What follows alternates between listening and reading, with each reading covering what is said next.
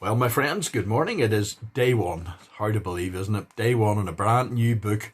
And it is Wednesday, the 1st of July, 2020. And I'm so excited in this one here because we really are. This is a great book we're going to be studying here. Daniel, the book of Daniel. What a great book. And we're looking today at Daniel 1 to 7, about being faithful in exile. Now, friends, as we begin this new book, we need to bear in mind that the writers of this little book, which you have hopefully in your hands, would have had no idea that COVID-19 would have devastated our land and stopped our churches from meeting, as it were, put us all into a sort of an exile within our own homes. And yet in this book, about 4 men initially, and 1 man in particular in exile, from everything that they took comfort from within the temple at Jerusalem and their warm blanket of comfort, their title of children of Israel. And they were removed from all of that. Now, I have to say, friends, that I miss my pulpit. I miss being exiled from it. And how things were prior to March. And it now even looks like September before anything resembling normality will be restored, if indeed it can be. But what can we learn from Daniel for our situation today? Well, just as Daniel and his friends did, many Christians today have to consider what it looks like to be part of the culture around them without sacrificing the key aspects of their faith. We can't just simply lock ourselves away in a little colony somewhere and pretend that the rest of the world doesn't exist. There are many examples in these chapters and stories of how strong Daniel's faith was, and indeed that of Shadrach, Meshach, and Abednego. But Daniel, when he arrived, he was fully immersed in Babylonian culture. He learned the language, he learned all about their history, he learned all about what they knew about magic even, and about astronomy, all of those things. And he learned all of them. And yet his commitment to the one true God, it never wavered. Daniel could have arrived in Babylon after being captured and immediately opposed everything about this new culture. He could have refused to learn. He could have refused to tell them to be taught. He could have refused all of those things. He could have refused the clothes that they made him wear as well, to make him look like one of them. He could have opposed the fact that they changed his name. He could have put up a fight about anything that he could. Without question, though, this would have made the Babylonians furious, to put it mildly. And there could have been consequences for Daniel and his friends and possibly the rest of the Jewish nation in captivity. Remember now that Nebuchadnezzar took them all away and they didn't put them to death, which was normal practice for a lot of these old kings.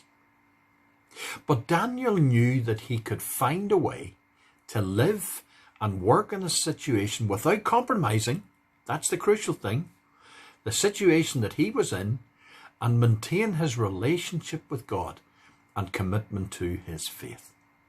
He still prayed every day. We read about that in Daniel 6.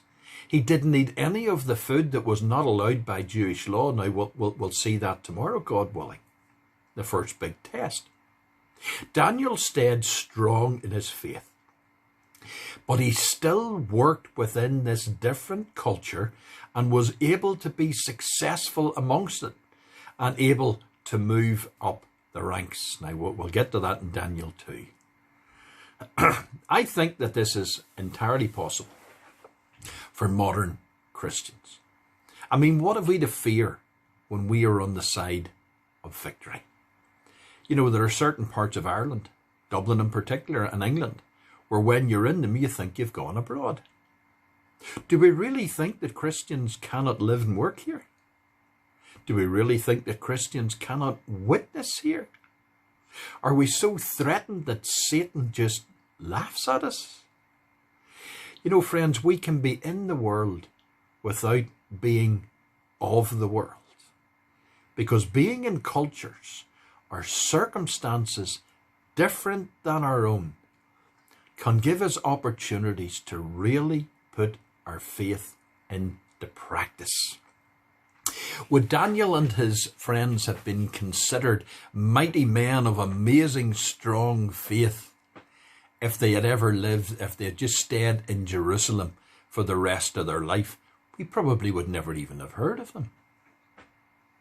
They would probably never have had the danger, certainly never had the danger of a fiery furnace or the lion's den, and not have had the testimony of God's mercy and faithfulness in all of those situations. Certainly God would still have been present with them. There's no doubt about that.